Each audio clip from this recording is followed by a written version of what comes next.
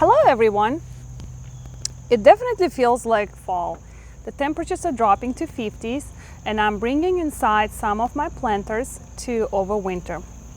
The plants that I'm bringing are bougainvillea, geraniums or pelargonia, and some succulents. So I wanted to share, as I was working on my geranium, I wanted to share with you the video of how I do it and what I do with geraniums to keep it for next year.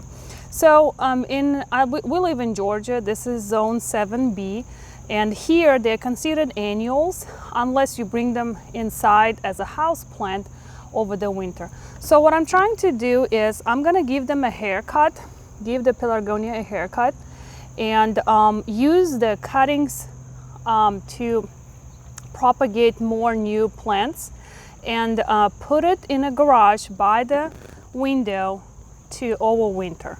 So what we do is, first of all, we get rid of all the blooms. I hate to do that, but we have to cut out, just cut off all the blooms. And when you give it a haircut, kind of trim, you give a plant an opportunity to shoot new growth, new roots, new branches, and as a result, you will have a bigger, fuller looking plant. So what I'm doing is I'm removing first all the flowers, because it's gonna die if I leave it outside. It's already like in 50s every night. All right, so what I'm gonna do, I'm gonna literally pick up each branch, and I have some sedum here. And you see, if you don't give it a cut, it will start getting leggy. And it's okay if it gets leggy. If it's spring, if it's summer, that's okay. But to overwinter, to give plant a little bit of time to kind of hibernate and go dormant, we need to give it a cut so it doesn't waste any energy on producing new roots and maintaining its leaves and blooms and stuff. So what I'm doing is I'm literally trimming it almost at the end, but not completely. As you see this branch, you see how big this is? So this branch I'm just gonna cut here and here. You know, geraniums in mild climates can go as 4 or 5 feet tall trees. When I was in California, I literally saw a geranium big as a tree, because obviously they don't have cold winters and they keep growing and growing. And this is a plant that needs a mild climate. That's why we need to, in our zone 7, we need to bring it inside or it will die. So what I'm gonna do is I'm gonna check the bottom if it has any, you know, dry leaves or dry, you can't really see anything because of the sedum. I'm gonna check for any disease on the leaves, anything damaged I will remove, kind of clear the plant. And now this all looks good. I'm gonna water it thoroughly and put it by my garage window.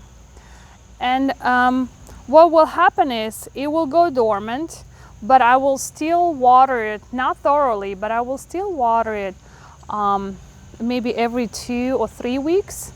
And then in the spring, I will have a full, you know, bush of geraniums.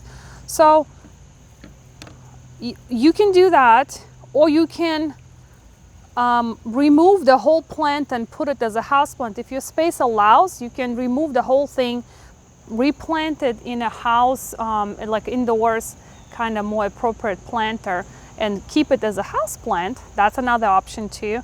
But I just don't want to go through the whole trouble. What I'm gonna do is I'm just gonna keep it as is. So in the spring, it's a ready container. I don't have to do anything. I will have ready plant and I don't have to do anything. So easy peasy. What I'm gonna do with all this sedum, check out this sedum, how big it grows. This sedum is feeling very happy here. But again, it's, I think, reaching its max capacity. It's almost, you know, touching the ground when it's on the floor. So, and I have a lot of places in the garden that actually I would like to, you know, plant this sedum in. So what I'm gonna do, I'm just gonna trim this sedum and plant it somewhere in the garden as a ground cover. And actually, I have a friend who is a big fan of sedum, so I may be visiting her again to share some of this beauty with her.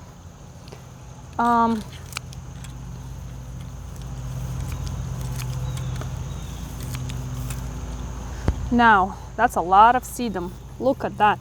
And it's funny how it actually started rooting and it got stuck to the walls of this pot. Check this out. It has roots. Roots developed on the walls of the container. All right, this is so beautiful. I love this. Now, what I'm gonna do, I'm gonna leave the top for next year because I do need to have it for next year too. Now, what I'm gonna do with the cuttings, I'm not gonna throw them away. I'm gonna propagate them. What I'm gonna do is I will take, let's say this one, see this? And I'm gonna trim it down and maybe leave just a few leaves. This is enough. This is how big I need the cutting to be. And I have a garden soil here. It's just all-purpose soil, nothing fancy. You can leave, this is that I've been working on before that I left to sit. You can leave it to callus over the wound, or you can just go ahead and plant it. I like to make gardening easy. You know, if you don't have time, you don't have to.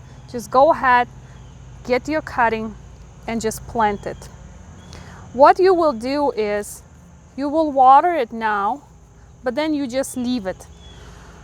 In the fall, because we already get a fair amount of rain, it will get enough rain from Mother Nature. No, hold on, I'm putting this in a garage. What am I talking about? No, I'm putting it in a garage, so that means I need to water it just like I'm doing the other one once in 2 weeks. That's it. So I'm gonna use the cuttings for propagation. So this was red one.